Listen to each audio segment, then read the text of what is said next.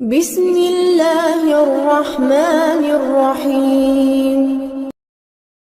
صلی اللہ تعالی علیہ وسلم نے فرمایا شعبان میرا مہینہ ہے، رمضان میرے رب کا مہینہ ہے۔ اتنی برکت والا مہینہ، اتنی شانوں والا مہینہ، آپ نے کچھ باتوں کا بڑا ہی خیال رکھنا۔ ایک تو آپ نے کوشش کرنی ہے نمازیں ذوق کے ساتھ پڑھی جائیں، آپ نے مسجد کے ساتھ دلچسپی پیدا کرنی ہے۔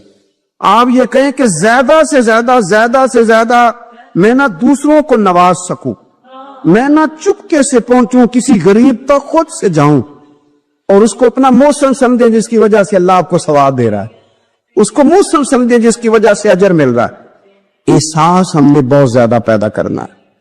ہم نے دیکھنا ہے کہ میں کس جگہ میری ضرورت ہے، میں کس طرح کر کے کام آ سکتا ہوں، وہاں اپنی خدمات کو پیش کرنا ہے۔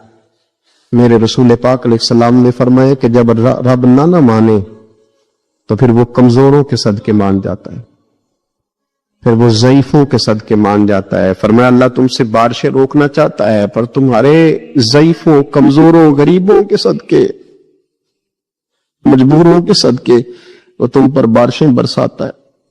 حضور فرماتے ربا شغازا اغبر لو اقسم علی اللہ لا برا۔ کچھ ایسے لوگ ہوتے ہیں کہ ان کے بالوں میں خاک پڑی ہوتی ہے، چہروں پہ مٹی الجھے ہوئے ہوتے ہیں، لیکن اگر وہ اللہ پہ قسم کھا لیں تو اللہ ان کی قسم بھی پوری کر دیتا، قسم بھی۔ حضرت سیدنا عبداللہ ابن عمر فرماتے میں حضور کی مجلس میں حاضر تھا، حضور مانگنے لگے اللہ سے، حضور اللہ سے مانگنے لگے۔ میں تو کئی دفعہ یہ دعا بھی مانگنے لگ جاتا ہوں کہ اللہ تو ان دعاؤں کی طرف تو دیکھ جو تیرے رسول نے ہمارے لیے مانگی۔ اللہ تو ہمیں تو نہیں نہ مانگنا آتا، نہیں طریقہ آتا، نہیں سلیقہ آتا، نہیں انداز آتا، ہم تو بے توجہ سے لوگ ہیں، بیٹھنے کا ڈھب نہیں آتا ہمیں تو ہاتھ اٹھانے کا سلیقہ نہیں آتا، ہم تو وضو کرنے کے اس طریقے سے آشنا نہیں۔ پر اللہ تیرے محبوب نے تو خوب مانگا ہے نا تجھ سے، تیرے پیارے حبیب علیہ السلام نے تو تجھے منایا ہے نا ہمارے حق میں، تو اللہ تو ان دعاؤں کی طرف تو دیکھ۔ حضرت عبداللہ ابن عمر رضی اللہ تعالیٰ عنہ فرماتے میں حضور کی مجلس مبارکہ میں بیٹھا تھا، ابو داؤد شریف میں موجود ہے، کہتے حضور دعا مانگ رہے تھے۔ دعا کیا تھی؟ دعا حضور یہ مانگ رہے تھے رب اغفر لی، یا اللہ ہمیں بخش دے، وتب علی، اللہ ہماری توبہ قبول فرما، انک انت التواب الرحیم، بے شک تو توبہ قبول کرنے والا اور رحم کرنے والا۔ حضور دعا مانگ رہے تھے، اے اللہ رب اغفر لی، یا اللہ ہمیں بخش دے، وتب علی، اور ہماری توبہ قبول فرما، انک انت التواب الرحیم، بے شک تو توبہ قبول کرنے والا اور رحم کرنے والا۔ حضرت عبداللہ ابن عمر فرماتے اس ایک دعا کو ایک ہی مجلس میں ایک ہی جگہ بیٹھ کر میرے نبی پاک نے اپنی زبان اطہر سے 100 مرتبہ ادا فرمایا۔ یہ 100 مرتبہ حضور نے یہ لفظ کہے رب اغفر لی وتب علی، رب اغفر لی وتب علی، رب اغفر لی، اے اللہ بخش دے، رحم فرما، وتب علی، بس قبول کر لے نا اب ہماری توبہ، انک انت التواب الرحیم، بے شک تو توبہ قبول کر لیا کرتا ہے، تو رحم فرمایا کرتا ہے۔ ایک ہی مجلس میں 100 دفعہ حضور نے دعا مانگی، دعا مانگ کے پھر دعا مانگی، اور دعا مانگ کے پھر دعا مانگ، اللہ کو منایا میرے رسول پاک۔ حضور نے ہمیں بتلایا اسے مناؤ، اس کی بارگاہ عالی مرتبت میں جھکو، اور حضور نے خود بھی یہ طریقہ ہمارے سامنے بطور سنت کے چھوڑا، اور پھر نبی پاک صلی اللہ علیہ وسلم نے آگے بڑھ کے ہمیں کچھ اور باتیں بھی ارشاد فرمائی۔ حضور نے ہمیں بتلایا کہ پچھلے لوگ اپنے رب کو کیسے مناتے تھے، وہ کس طرح اس کے حضور ناز عرض کرتے تھے۔ حضور نے ہمیں اللہ کو منانے کے طریقے بھی بتلائے، فرمایا جب ماں باپ دعا مانگیں گے اولاد کے حق میں تو وہ مان جائے گا۔ حضور علیہ السلام نے فرمایا جب مسافر دعا مانگے گا تو اللہ مان جائے گا۔ فرمایا میرے رسول کریم نے کہ جب بیمار دعا مانگے گا تو اللہ مان جائے گا۔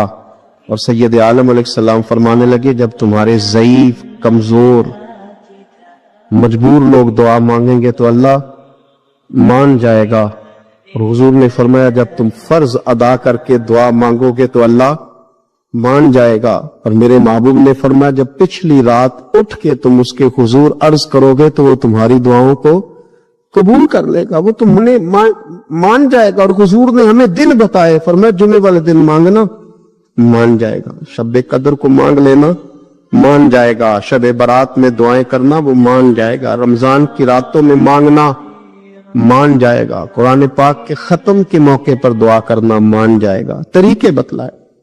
اب یہ ہے کہ ہم نے تو مانگنا تھا نا اس کی بارگاہ میں, ہم نے تو حاضر ہونا تھا, ہم نے تو جانا تھا. اب ہم نے آگے بڑھنا ہے, اس کے حضور عرض کرنا ہے. حضور نے ہمیں بتلایا, ہمارے پیارے رسول صلی اللہ تعالی علیہ وسلم نے بتلائی کہ جب انسان بہت زیادہ عاجزی کرتا ہے نا, بہت زیادہ عاجزی, تو پھر بھی اللہ مان جاتا ہے. جب وہ اس کے حضور بہت عجز کا اظہار کرتا ہے, بہت زیادہ عجز کا اظہار کرتا ہے, وہ ڈر جاتا ہے اس سے. وَلِمَنْ خَافَ مَقَامَ رَبِّهِ جَنَّتَانِ, فرمایا جو میرے سامنے کھڑے ہونے سے ڈرے گا میں اسے 2 جنتیں عطا کروں. نبی پاک صلی اللہ علیہ وسلم نے فرمایا, حضرت ابو ہریرہ رضی اللہ تعالیٰ عنہ راوی ہے, حضور فرماتے ایک شخص مرنے لگا تو اپنے بچوں سے کہنے لگا کہ میں جب مر جاؤں تو مجھے جلا دینا, اور پھر میرے جلے ہوئے وجود کو پیس دینا, پھر مجھے ہوا میں اڑا دینا. پتر مجھے اڑا دینا, مجھے بڑا ڈر لگتا ہے, اگر رب نے مجھ سے حساب پوچھا تو میں قابل نہیں ہوں, اڑا دینا مجھے ہواؤں میں. اگر اس نے مجھ سے عذاب لیا تو حساب لیا تو بڑا سخت حساب لے گا. حضور فرماتے ہیں, بخاری میں موجود ہے, اس کے بچوں نے اسی طرح کیا. اس کے مرنے کے بعد اسے جلایا, ہوا میں اڑا دیا. اللہ کے محبوب فرماتے ہیں رب کریم نے حکم دیا زمین کو کہ اس کے ذرات کو جمع کرو. زمین نے ذرے جمع کیے, خدا نے حکم دیا تو اس کا وجود پھر سے اسی شکل میں آیا. تو رب کریم نے فرمایا یہ جو تو نے وصیت کی تو کیوں کی؟ اللہ جانتا ہے کہ نہیں جانتا؟ یہ کی تو کیوں کی؟ تو رو پڑا, کہنے لگا اللہ میرے اندر تو طاقت نہیں تھی تیرے سامنے کھڑا ہو کے حساب دے سکوں, تجھے منانے کے لیے تیرے خوف سے ڈر گیا. کام نہیں کرنا. فرمایا تمہیں کیا ہوا ہے؟ کہنے لگا آج میں نے عجیب منظر دیکھا ہے. میں نے دیکھا ہے کہ ایک شیر نے شکار کیا بکرے کا, آدھا کھایا ہے, آدھا منہ میں پکڑ کے پہاڑی پہ چڑھ گیا. وہاں ایک نابینا لومڑی بیٹھی تھی, باقی کا اس نے اسے کھلایا ہے. تو حضور میں یہ سمجھ گیا ہوں کہ جو رب اس نابینا لومڑی کے لیے بندوبست کرتا ہے میرے لیے بھی کرے گا, لہذا میں نے کام نہیں کرنا. حضرت حسن بصری بڑا مسکرائے, فرمانے لگے کہانی میں کردار تو نے 2 دیکھے, ایک شیر ایک لومڑی. فرمانے لگے کیا بات ہے تیری, تو نے لومڑی بننے کا پروگرام بنایا, شیر بننے کا کیوں نہیں بنایا؟ تو شیر بننا, شکار کار, خود بھی کھا دوسروں کو بھی کھلا. یہ کیا بات ہوئی؟ امت کے جوان فائلیں لیے دفتروں کے چکر لگاتے اور اپنی بغل میں کاغذات لیے امبیسیوں کے پھیرے کاٹتے اور ایجنٹوں سے سوال کرتے کہ مجھے ملک سے باہر جانا ہے, کیا طریقہ ہے؟ یہاں رہ کے بھی محنت ہو سکتی ہے, اپنی مٹی پہ چلنے کا سلیقہ سیکھو. سنگ مرمر پہ چلو گے تو پھسل جاؤ گے. دوستو سنو, میرے کریم نے فرمایا جا لکڑیاں, ایک پیشہ برا ہے میرے بھائیوں, ایک پیشہ, وہ ہے کسی کے آگے ہاتھ پھیلانا. باقی دنیا میں کوئی پیشہ برا جو ٹھیلا لگاتا ہے اور مالٹے بیچتا ہے اور سیب بیچتا ہے, بڑا عزت والا آدمی. یہ شارٹ کٹ چھوڑ دو, دوسروں پہ بھروسہ کرنا چھوڑ دو. وہ شاعر ایک بیٹھا تھا نا, شاعر مجھ سے ناراض نہ ہو جائیں, تو کئی دفعہ وہ شعر و شاعری میں بھی ان کی حالت بڑی خستہ ہو جاتی ہے. جن دنوں لوگ پتلے کپڑے پہنتے ہیں, بعض شاعروں نے ان دنوں میں بھی موٹی چادر لی ہوئی ہوتی ہے.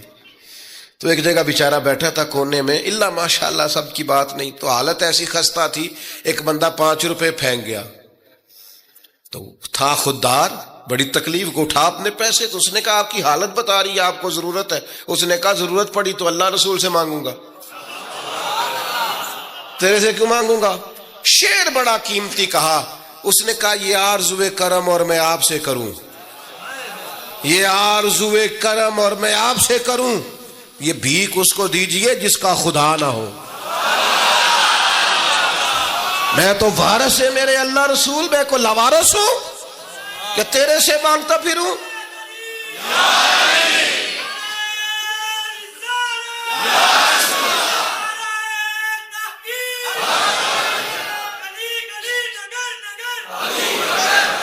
ماشاءاللہ ماشاءاللہ.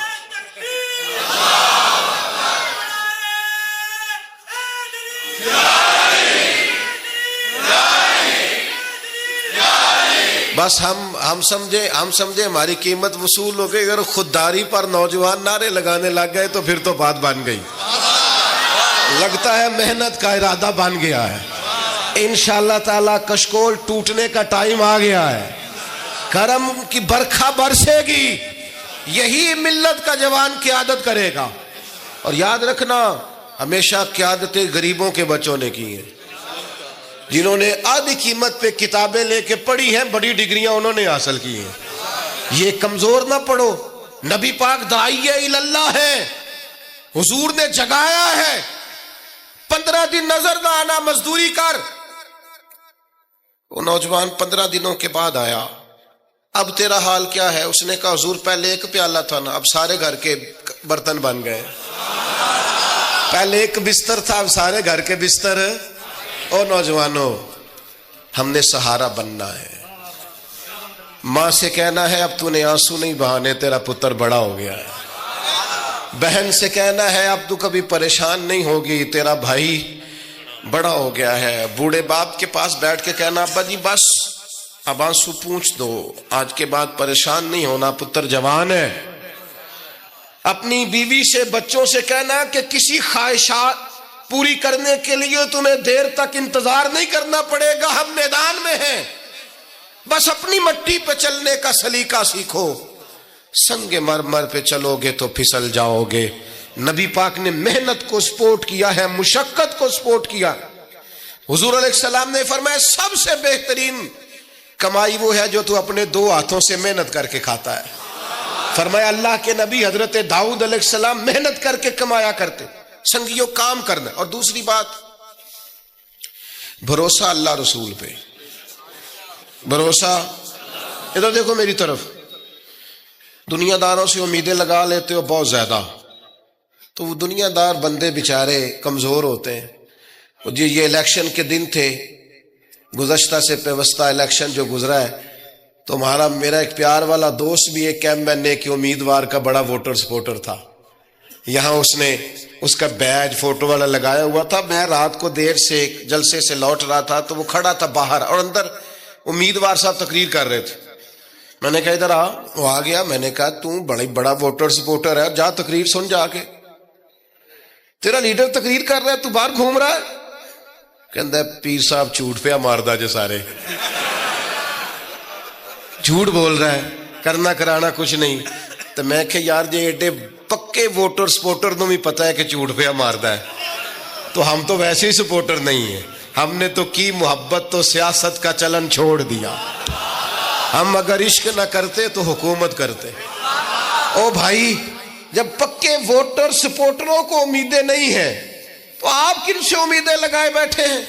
آپ جدوجہد کریں اور امیدیں اللہ رسول سے.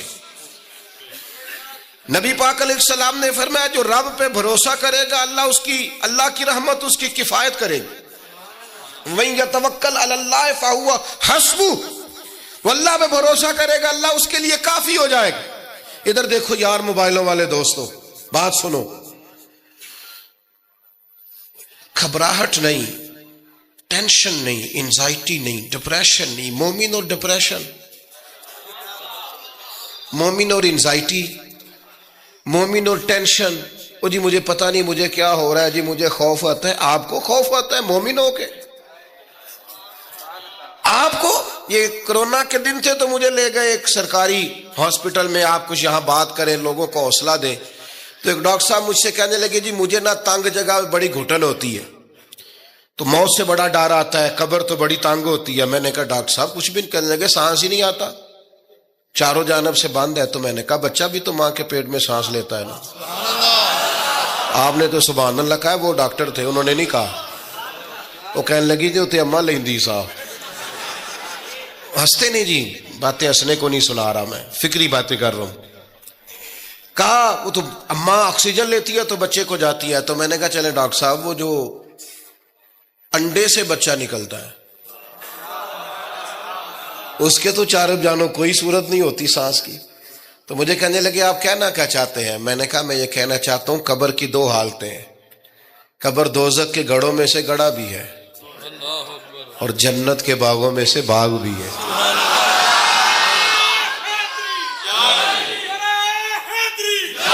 سنو یار, اللہ آپ کو خوش رکھے ماشاء اللہ. سنیں جی سنیں, میں نے کہا اگر کسی کا یہ ذہن بن جائے کہ مرنے کے بعد میں نے باغ میں جانا ہے, 1 منٹ کے لیے سوچو نا یار, یعنی ادھر قبر بند ہوئی تو نیچے باغ, اور باغ بھی معمولی نہیں, جنت کے باغوں میں سے باغ, اور باغ ایسا شاندار جس میں آنکھ کھلی تو پہلی زیارت ہی مدینے والے محبوب کی نصیب.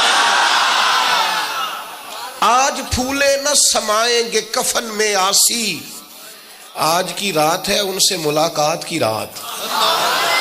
وہاں جانے سے خوف آتا ہے. مومن خوف ٹینشن, مومن کو ایک ہی خوف ہے اللہ کا, رب سے ڈرتا ہے, اللہ کے سامنے کھڑے ہونے سے ڈرتا ہے. باقی مسائل کا خوف کرنا, غربت کا خوف کرنا, لوگوں سے ڈرنا, یہ نکل آئے آپ اس ٹینشن سے. رب جس کو عزت دے اس کی چھین کوئی نہیں سکتا. اللہ جسے رزق دے اس کے ہاں آنے سے روک سکتا کوئی نہیں روک سکتا. طاقتور ہو کے زندگی گزارے. نبی کریم علیہ السلام نے اپنی امتیوں کو مضبوط فکریں دی, توانائیاں دی ہیں. آپ غور کریں نا, حضور ایک جنگ سے واپس لوٹ رہے تھے, صحابہ بھی ساتھ تھے. ادبن صحابہ کرام علیہم رضوان ذرا دور دور ہٹ کے لیٹ گئے, ادبن. یہ بھی میرے دوست نے سیدنا صدیق اکبر کے نام کا نعرہ لگایا نا, دن بھی سیدنا صدیق اکبر کے. بس میں اس وقت عنوان ان کا نہیں ہے, اتنی بات کرتا ہوں کہ دنیا میں ایک فلسفہ بیان ہوتا ہے کہ جو زیادہ قریب رہتے ہیں وہ زیادہ ادب نہیں کرتے, اور یہ کوئی غلط بات نہیں, ایسا ہوتا ہے اکثر. جو زیادہ قریب ہوتے ہیں وہ زیادہ مؤدب. لیکن حضرت صدیق اکبر کا کمال یہ ہے, انہوں نے دنیا کے سارے فلسفے ہی غلط کر دیے. قریب بھی سب سے زیادہ وہی تھے اور ادب والے بھی سب سے زیادہ وہی تھے. فلسفہ ہی غلط قرار دے دیا. لوگوں کو بتایا ہے کہ محبت رسول کی باری آئے تو فلسفے بدل جایا کرتے ہیں. قرب بھی سب سے زیادہ ہے اور ادب بھی سب سے زیادہ ہے. بس بیان ہو کس زبان سے مرتبہ صدیق اکبر کا کہ محبوب خدا محبوب ہے صدیق اکبر کا, اور لٹایا راہ حق میں گھر کئی بار اس محبت سے کہ لٹ لٹ کر حسن گھر بن گیا صدیق اکبر کا. لٹ لٹ کے حسن گھر بن گیا صدیق اکبر. تو صحابہ ادبن ذرا سرکار سے تھوڑا سا سائڈ پہ ہو کے لیٹ گئے. نبی کریم علیہ السلام نے اپنی تلوار درخت کی ٹہنی سے لٹکائی اور کریم بھی آرام فرما ہوئے. اچانک ایک کافر آیا, اس نے تلوار سرکار کی نکال لی. دیکھا حضور اکیلے اور پاس اسلحہ بھی نہیں ہے, تو حضور پر تلوار تان کے کہنے لگا اب آپ کو مجھ سے کون بچائے گا. نہیں, آپ زیادہ توجہ کریں بات پر, کون بچائے گا. یعنی آپ یوں سمجھ لیں کہ بندہ گھر میں سویا ہوا ہو تو اچانک اسے آواز آئے کہ چھت پہ کچھ چل رہا ہے. آپ کو اپنی مثال دے رہا ہوں, آپ کو اپنے آپ کو سمجھانے کے لیے, وہاں کے لیے نہیں.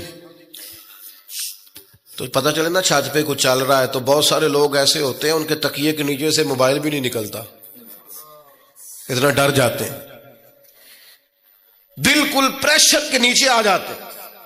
یعنی ڈاکٹر نے کہہ دیا جی آپ کی رپورٹیں بتاتی ہیں کہ مشکل ہے آپ بچیں, تو کچھ تو ڈاکٹر کی بات سن کے فوت ہو جاتے ہیں, اور کچھ کہتے ہیں تیری رپورٹیں ٹھیک ہوں گی پر ہوگا وہ جو میرا رب جائے گا.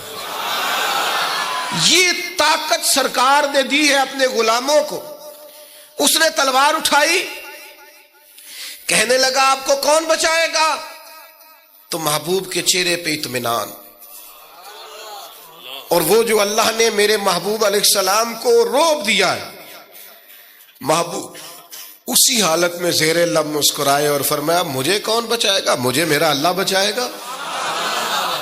اس میں بڑی طاقت ہے, اس لفظ میں بڑی طاقت ہے. کو مشکل آئے تو تعلقات نہ لڑایا کرو, وہ فائلوں میں رکھے کارڈ نہ نکالا کرو کہ فلانے کو فون کرتا ہوں. کبھی بھی مشکل آئے تو سب سے پہلے مصلی بچھایا کرو, اللہ کے حضور حاضری دیا کرو, طاقتور ہو جاؤ گے. نبی کریم علیہ السلام نے فرمایا مجھے میرا اللہ بچائے گا. بس یہ لفظ کہے وہ کانپا, تلوار گری, کریم مسکرائے, تلوار اٹھائی، فرمایا لو بھی مجھے تو اللہ نے بچا لیا، تو بتا تجھے کون بچائے گا؟ تو وہ کہنے لگا میں نے سنا ہے آپ معاف کر دیا کرتے ہیں، تو فرمایا جا میں نے معاف کیا، دیر والی تو بات ہی کوئی نہیں۔ اللہ بچائے، کتنی بڑی بھی مشکل آ جائے، کچھ بھی ہو جائے، مجھے میرا اللہ بچائے گا۔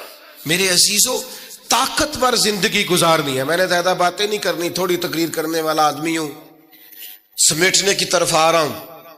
اپنی زندگی میں اپنے افکار و نظریات میں کبھی بھی کسی قسم کی بھی کمزوری پیدا نہ کریں۔ نبی اکرم صلی اللہ تعالی علیہ وسلم نے اپنے غلاموں کو تازہ دم رکھا ہے، ان کو فکری توانائیاں عطا کی ہیں، بس ہم نہ آہستہ آہستہ اتنے کمزور ہو گئے کہ ہم ضعف اعتقادی کی طرف چلے گئے۔ اس کی جو سب سے بڑی وجہ ہے وہ یہ ہے کہ سوچ بڑی محدود ہے، اپنے گھر تک، اپنے محلے تک، اپنے کمائی تک، اپنے مکان تک محدود ہو کے رہ گئے۔ اس محدود سوچ سے باہر آئیں۔ نبی کریم علیہ السلام نے فرمایا میں خلق کا رسول بن کے آیا ہوں، مخلوق کا رسول ہوں میں۔ یعنی نبی اکرم علیہ السلام کی امت دعوت میں تو سارے انسان شامل ہیں نا۔ محبوب نے کہا میں خلق کا رسول ہوں۔ جب بھی سرکار نے بات کی عالمی سطح کی بات کی، جب بھی۔ یہ اسلام جو ہے یہ حدود و قیود میں بند نہیں۔ اقبال کہتے ہیں بازو تیرا توحید کی قوت سے قوی ہے، تو جناب ہمارے وطن کا نام کیا ہے؟ اسلام تیرا دیس ہے، اسلام تیرا۔ اقبال کہتے ہیں بازو تیرا توحید کی قوت سے قوی ہے، اسلام تیرا دیس ہے، تو مصطفی ہے۔ اسلام تیرا دیس۔ آپ کی سوچ بڑی ہونی چاہیے، وسیع سوچ۔ آپ کو پتہ ہے تجارت کو سرکار نے پسند کیا ہے، کیوں؟ تجارت سے زیادہ مواقع، جب آپ کارخانہ لگاتے ہیں نا تو بہت سارے لوگوں کا روزگار اس سے وابستہ ہوتا ہے، اس سے وسعت پیدا ہوتی ہے سوسائٹی میں، معاشرے میں۔ آپ مت سمجھیں میں تاجروں کی سپورٹ نہیں کرتا، لیکن میں آپ کو یہ بات تجربے کی روشنی میں اور اپنی سمجھ بوجھ کے مطابق عرض کر رہا ہوں کہ جب تاجر مارکیٹ کے اندر انڈسٹری لگاتا ہے تو وہ صرف تاجر کوئی نفع نہیں ہوتا، اس سے بہت سارے لوگ جڑتے ہیں اور بے روزگاری کا خاتمہ ہوتا ہے، اس کے نتائج قوم کے حق میں اچھے نکلتے۔ تو عالمی سوچ، قومی سوچ پیدا کرے، محدود سوچیں۔ وہ بڑا دیکھیں نا، یہ ایک حدیث میری طرف توجہ ہے آپ کی، یہ دیکھیں یہ ایک حدیث کتنا عالمی کرتی ہے بندے کو۔ نبی پاک علیہ الصلوۃ والسلام نے فرمایا مومن وہ ہے جو اپنے لیے پسند کرے وہی اپنے بھائی کے لیے بھی پسند کرے۔ یہ ایک روایت اگر اس پر، اور یہ آتی بھی سب کو ہے، اگر سب کا اس پر عمل ہونے لگ جائے تو مجھے بتائیے کوئی چیز ملاوٹ والی بکے گی مارکیٹ میں؟ کوئی دھوکہ دے گا؟ کوئی ایسا کام جو غلط ہو؟ بیٹھ جائیں بیٹا، تشریف رکھیں سارے، اللہ آپ کو، وہ ایک اٹھیں گے تو پھر تو سارے اٹھ جائیں گے۔ مہربانی کریں، بس میری بات مکمل ہوگی، پیغام میں نے جو دینا تھا دے لیا، سمیٹ رہا ہوں بات کو۔ یاد رکھیے گا کہ عالمی سوچیں، قومی۔ آپ جب اپنے بھائیوں کے لیے بھی وہی پسند کریں گے جو خود پسند کر رہے ہیں تو سوسائٹی میں کتنا نکھار آئے۔ سرکار جب بھی بات کرتے تھے بڑی بات کرتے تھے، داعیہ اللہ ہے نا، تو جب بھی بات کی عالمی۔ ایک سفر سے حضور واپس تشریف لائے، کئی دنوں کے بعد حضور تشریف لائے تو سفر کا اثر تھا، تھکاوٹ تھی وجود اطہر پر، بظاہر لباس مبارک پر بھی اثرات تھے سفر کے۔ سیدہ طیبہ طاہرہ حضرت سیدہ زہرا رضی اللہ تعالی عنہا، آپ نے جب دیکھا نا سرکار کی کیفیت کو تو آنکھوں میں آنسو آ گئے، تو عرض کرنے لگیں، رو کے عرض کرنے لگیں، یا رسول اللہ آپ دین کے لیے کتنی مشقت برداشت کرتے ہیں، کتنی آپ تکلیف اٹھاتے ہیں، آنسو بہائے۔ اب مجھے بتائیے ہمارا کوئی بچی بچہ ایسی بات کرے تو ہم کہتے ہیں تجھے تو ایک دکھ کا پتہ ہے، میرے تو بہت زیادہ ہے، تو کتاب کھول دیتے۔ جب کہا یا رسول اللہ آپ کتنی تکلیف اٹھاتے ہیں تو پتہ ہے نبی کریم نے کیا فرمایا؟ حضور فرمانے لگے فاطمہ آپ کے والد کو اللہ نے بڑے مقاصد کے لیے دنیا میں مبعوث فرمایا، بڑے مقاصد کے لیے دنیا میں مبعوث فرمایا ہے۔ فرمایا نہ کوئی گھر کچا بچے گا، نہ پکا بچے گا، نہ کوئی جھونپڑی بچے گی جہاں اللہ تعالی ہمارے دین کے پیغام کو پہنچا نہیں دے گا۔ تو جب بڑے مقاصد کے لیے نکلنا ہے تو پھر یہ صحبتیں تو چلیں گی، یہ آزمائشیں تو چلیں گی۔ میرے بھائیوں، وسیع الظرفی، وسیع القلبی، کشادہ سینہ، بڑا دل، بڑا حوصلہ، بڑی سوچیں، بڑے افکار اپنی زندگی میں پیدا کریں۔ نوجوانوں، آرام پسندی تھوڑی کم کرو۔ ہر وقت لیٹنا، ہر وقت آرام تلاش کرنا، یہ کمزور کر دیتا ہے جوانوں۔ لقد خلقنا الانسان فی کبد، ہم نے انسان کو مشقت میں رہتا ہوا پیدا کیا۔ میں نے ابھی دوستوں سے کہا ہے، پھر آپ کی خدمت میں عرض کرتا ہوں، رات ہو گئی ہے تقریباً 11 گھنٹے کی، 7 بجے عشاء ہوتی ہے اور 6 بجے کے بعد ہی عموماً سب جگہوں پہ فجر کی نماز ہوتی ہے، تو 11 گھنٹے کی رات بنتی۔ بہت زیادہ بھی ڈاکٹر کہتا ہے کوئی سوئے تو 8 گھنٹے سو لے، نیند پوری ہے۔ اگر عشاء کے بعد موبائل کرو جلدی بند، تو ذرا سحری میں اٹھو، بندہ ہو جوان اور اٹھ کے پڑھے تہجد، تو مزہ نہیں آ جاتا۔ اور جو سحری کے وقت دعا کا مزہ ہے، جو دعا کی لذت ہے، نبی کریم علیہ السلام نے صبح صبح سیدہ پاک کو آواز دے کے کہا یہ ہماری تعلیم کے لیے، فرمایا اٹھو، یہ رب کریم سے سوال کرنے کا وقت ہے۔ پچھلی راتی رحمت رب دی کرے بلند آوازہ، او بخشش منگن والے کارن کھلا جے دروازہ۔